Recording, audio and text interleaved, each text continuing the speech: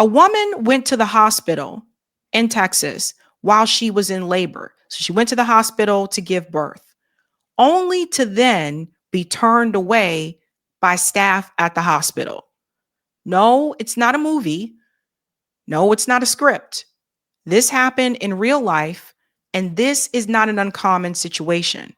This woman's pain was doubted. Let's go ahead and get into it. The woman and the husband had an interview on CNN. Check this out. First of all, no mother should suffer at one of the most important moments of her life, when her baby is born. I think that's why this story resonated with so many people this week. In a moment, you're going to hear the story directly from Mercedes Wells herself. She showed up at a hospital in Indiana expecting to get some help to deliver her baby. But after several hours, she was escorted out of the hospital. Her family recorded as she was leaving.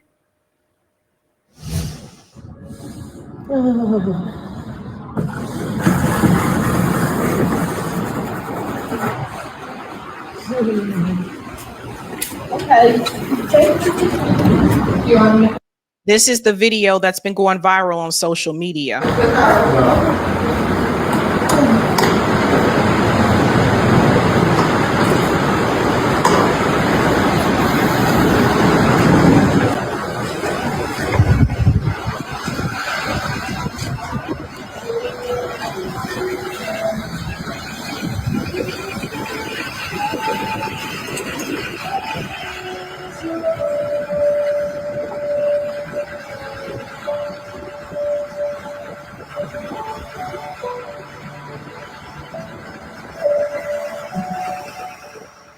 So she was turned away by the hospital. Again, she's in labor, and they didn't believe her. They didn't believe her pain was real. And so they told her to leave. Turned away at the hospital. So her husband's with her, and she's getting into the vehicle here. The family says 8 minutes after leaving the hospital, a baby girl was born.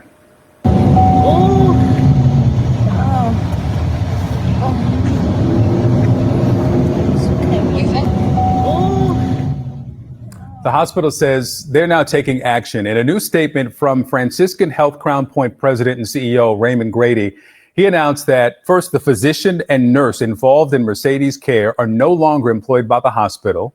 He also said cultural competency training has now been mandated for all labor and delivery staff, and all pregnant patients leaving the labor and delivery unit will be examined by a physician before they leave the hospital. Pause. So you mean to tell me this type of training wasn't done before? These weren't requirements? This is the president and the CEO of the hospital. It was Indiana. Sorry, I think I said Texas. I think that Texas was another story. See, this has happened before. Indiana. Sorry about that. So they weren't trained before?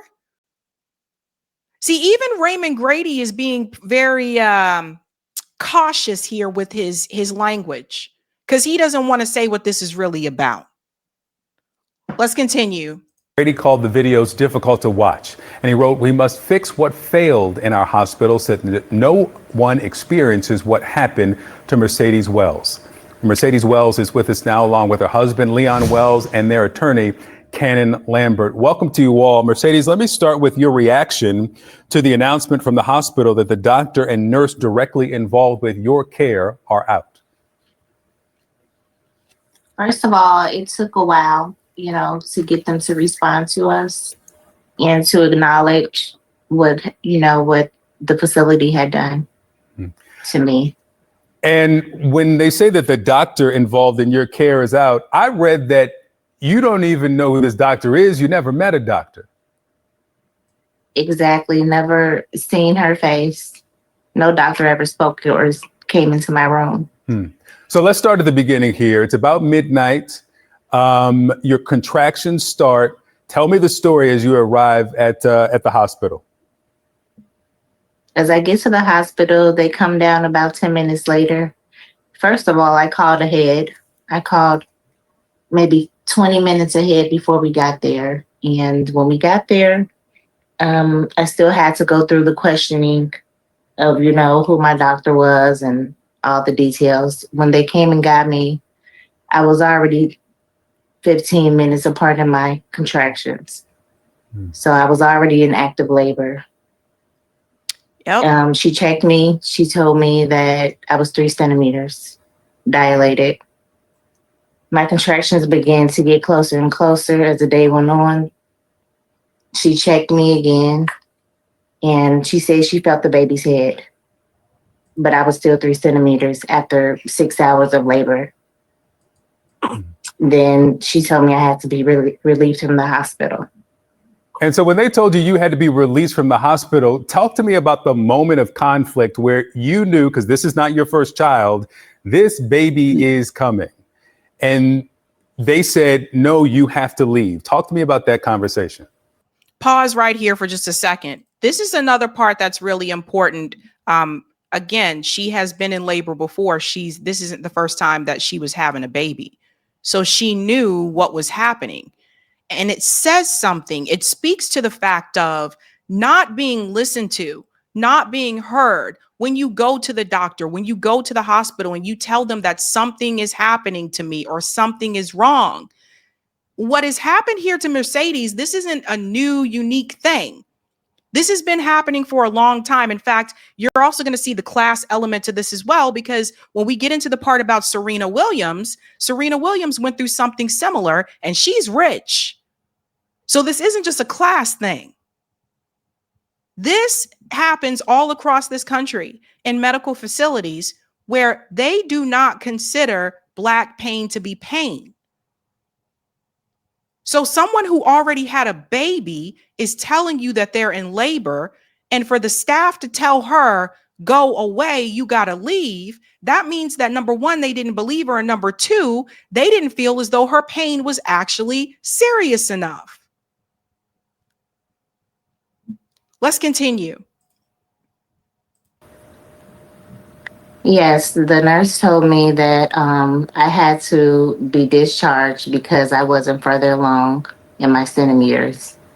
And even though she could feel the baby head, I wasn't dilated more than 3 centimeters, but I know for a fact that had to be untrue because I couldn't feel her hand at that point when she checked me. And Leon, you're there.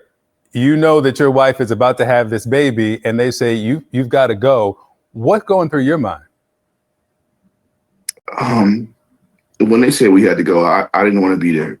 Like, I know we wasn't wanted. I was concerned about the safety of my wife and my child as they're saying that, even though I know my wife was in active labor. So I immediately, got myself together. I was very upset. But by God's grace, I was able to, keep a calm head and try to get my wife to the next location, Well, the baby came before you got to that next location. Tell me about that, Leon. That was a very stressful moment. I don't have any prior doctor experience. I no training. We in my truck, and it was just a very scary moment. I mean, I literally we was driving down the road, and I saw my wife. My wife is, pulling her pants down. She's like, "Babe, I gotta push. And as she's pulling her pants down, I see my child's head, and I was kind of freaking out at the moment, but I kind of gathered myself. And when I gathered myself, I literally kind of, I don't know, I just thought I needed to help. Like, I literally kind of helped and put my fingers between my child's head, and I pulled as she pushed, and my baby came out. So long story short, she ended up delivering the baby in the car. Now, luckily, she is okay and the baby is okay. But she should have never been turned away to begin with. When my mom had my sister, I still remember this because we're so far apart in age. When my mom went into labor with my sister, my dad was like, okay, time to go. And then just like got in the car and was like, zoom, zoom, zoom. And there was no call. They didn't call ahead to the doctor or anything like that. Like, they just went to the hospital like, the baby's coming now. Like, so the way that this woman was treated, And I want you to think about what the CEO of the hospital said. This phrase here, Effin pointed out, cultural competency. He said the staff has to be trained on that. Why do they need to be trained on that if they didn't do anything wrong? That's a nice way of saying the staff needs to be trained not to be racist. Isn't that crazy? But the CEO wanted to use nicer words, I guess to say. This is a problem. It's not just Mercedes. There was a friend of mine, they were in residency at the time, and they don't practice anymore, but they were in residency at the time. And I met them here when I first came to Boston. And they told me that they were teaching for a long time in med school that Black people don't feel pain, that our nerve endings are different, that our nerves in our body are different, so we don't feel pain. So if we say we're in pain, just ignore it. This was taught.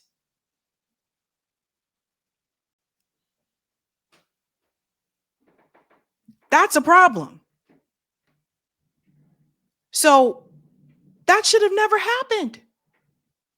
If someone's having a baby, the last thing they should have to think about is, oh my gosh, where am I going to have the baby? I'm in labor right now. The last thing they should have to think about is, oh my gosh, we just got kicked out of the hospital. What am I going to do? They should solely be focused on delivering that baby. And I'm just thinking about all the extra stress that was added to that situation because they kicked them out of the hospital. People need to stand up and say something about this, damn it. Stand up.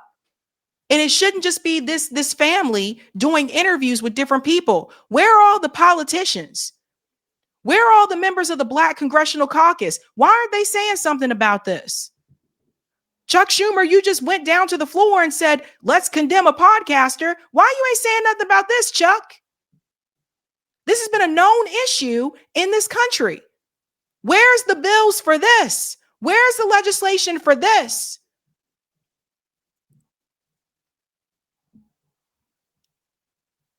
We'll go on a little bit more here, and then I want to show you the Serena Williams component to this. And so, Mercedes, how is the baby? She's doing well now. Okay, well, that's good to hear. Cannon, let me bring you in here. You are their attorney. You and the Wellses have called for action and accountability. I said at the top of the show that the nurse and the doctor are out. Does that separation, because we don't know if they resigned or if they were fired, they didn't clarify there. Does that satisfy that for you? So I think it's important that we speak with clarity. It would be a good thing that they let us know that they have been fired, terminated. It would be a good thing that they let us know that the individuals who inserted themselves as employees in this situation get terminated also. They have a culture problem. And what it is, the only thing they can do in terms of addressing that is to stamp out those people who participated in this, watched this happen, and did nothing. We're looking to meet with them, and we're glad that they finally reached out to us. We're looking forward to that meeting. We want to understand when they say they failed in various ways, we want them to tell us how they failed, because I want to mesh that with what we believe they failed to do and make sure that we're on the same page so that the policies can be changed, so that this doesn't happen anymore.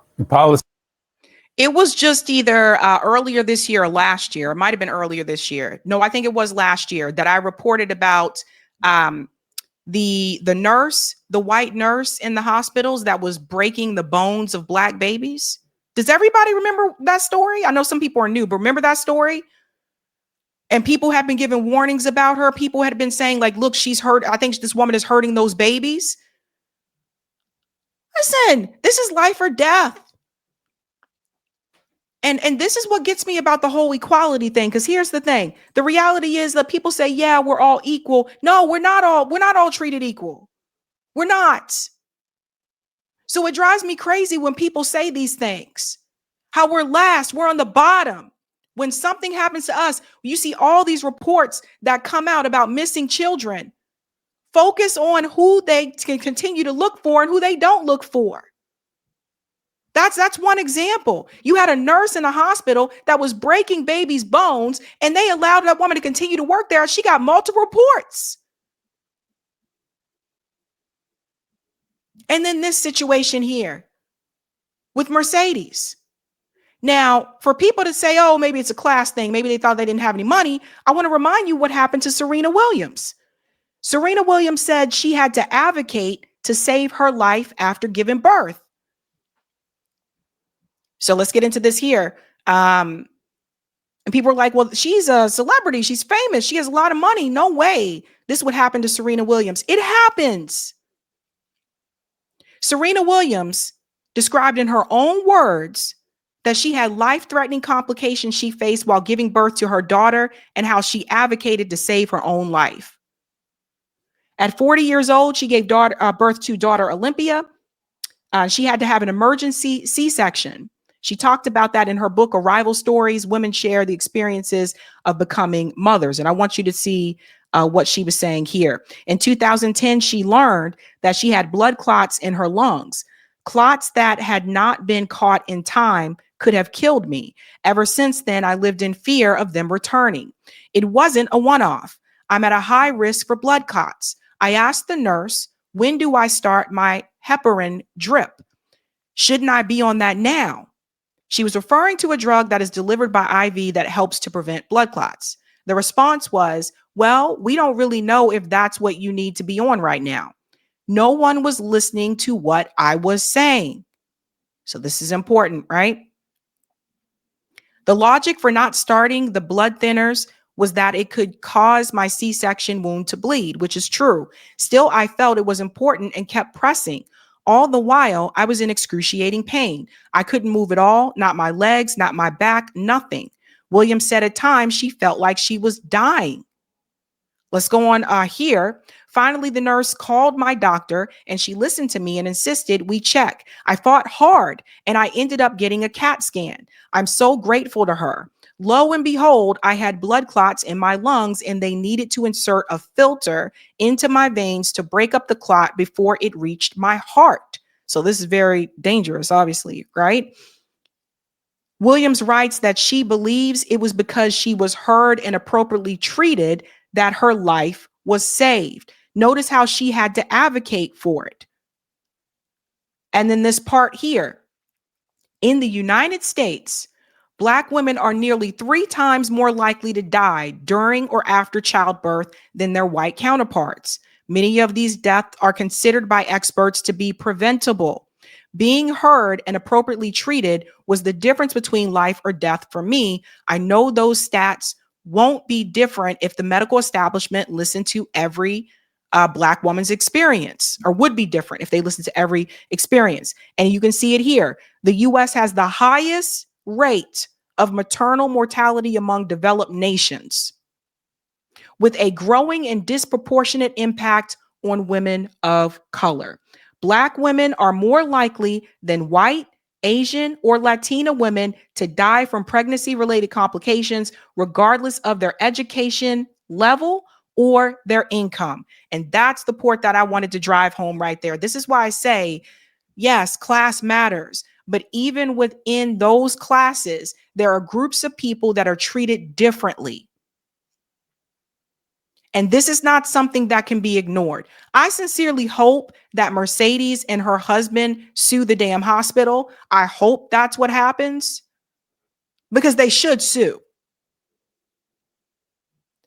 And hopefully that this happens to no one else again who comes to that hospital. That's actually insane. The CEO to say, oh, they need to be trained in cultural competency. The what?